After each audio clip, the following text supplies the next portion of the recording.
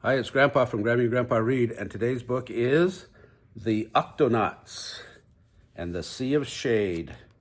It's by Meomi.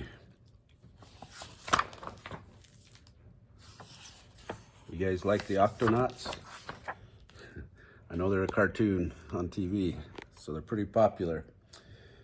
It was a quiet afternoon under the deep green sea when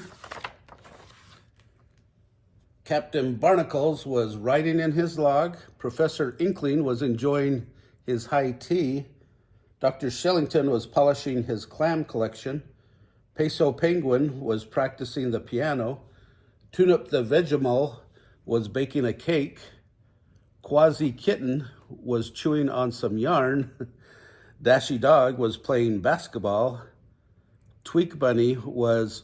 Where was Tweak?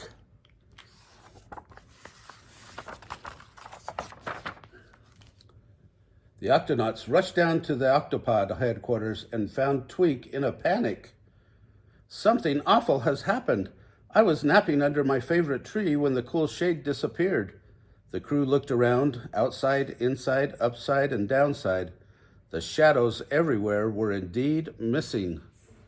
Something must be wrong in the Sea of Shade, Professor Inkling exclaimed as he carefully selected a large book from the shelf. According to the Mysterious Places Guide, this hidden realm is ruled by a great Shade King who governs the shadows of the world. Octonauts, you must talk to the king and discover what is causing this disturbance.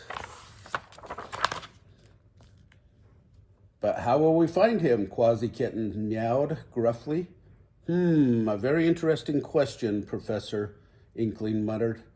Using the cartographic bathymetry to calculate the passerific coordinates contained on this superannuated substrate should yield the location.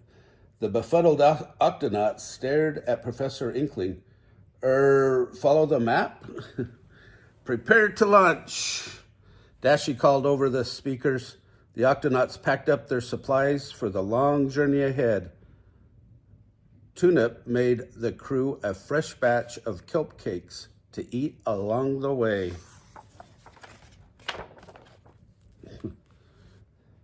They cautiously dived down the ocean's darkest rift, waving to friends, fronds, and slipping past sleeping sharks, until they reached the entrance to the old-fangled caves. Can you see that all the way down to the bottom? Oh, this one's upside down. No, it's not. Inside the caverns, the Octonauts were confused for days. Which side was up and which side was down? As well as Grandpa was. Eventually, a friendly stalactite pointed the way out.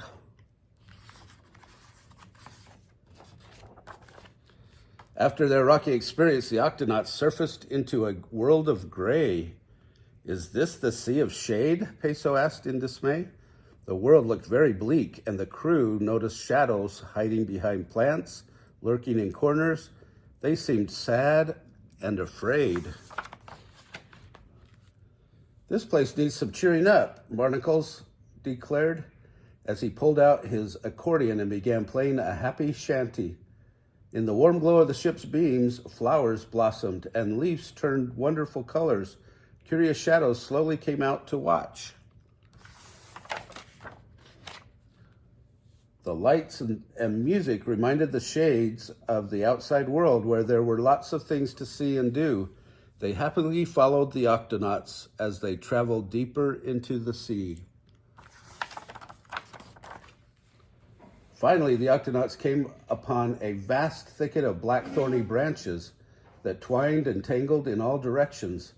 The Shade King lives on the other side of these brambly woods, but there's no way our ship can pass through, and the monsters on top don't look friendly, Tweak glumly concluded. Wanting to help, the shadows pooled their shady thoughts. they could merge together and form a ship to carry the Octonauts. Only shadows could pass through a shadow forest. Barnacles remarked in appreciation. The Octonauts quickly boarded, and to everyone's relief, they slipped into the thicket with ease. During the long voyage through the woods, vicious vines lashed out at the ship, and scary howls echoed all around. But inside the shadow ship, only the sounds of merry songs and laughter were heard. When the crew reached the end of the Bramble woods, they could see the sinister Shade Castle looming in the distance with a large palace guard waiting at the gate. The Shade King greatly disliked being disturbed by strangers and scowled at the Octonauts as the Octonauts were escorted into the great hall. Captain Barnacles removed his hat and gave a deep bow. Your Majesty, we miss our shadows very much. Why did they leave? The king frowned. For centuries, I watched through my shadowscope as shadows were stepped on and ignored. It's not easy to follow someone around all day, but we never get any thanks. Some people are even afraid of their own shadows. Everyone would be happier if we just lived in our own worlds. That is why I called all my subjects home to the Sea of Shade.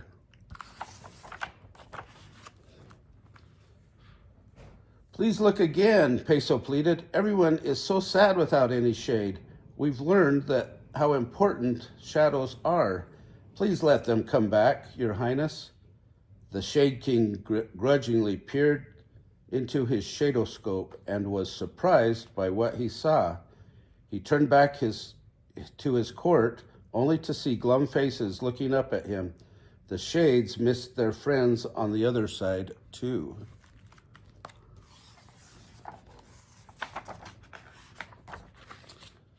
Very well, you may all return, the king decided, if the Octonauts agree to be our shade ambassadors and help remind everyone to appreciate their shadows. Thank you, Your Majesty. Barnacles accepted their new position with pride. We'll do our best. Go, my shady subjects, the king proclaimed. Return to your friends.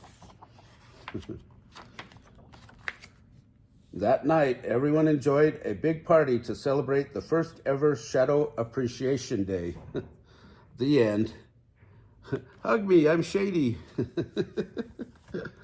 Oh, that's a fun story.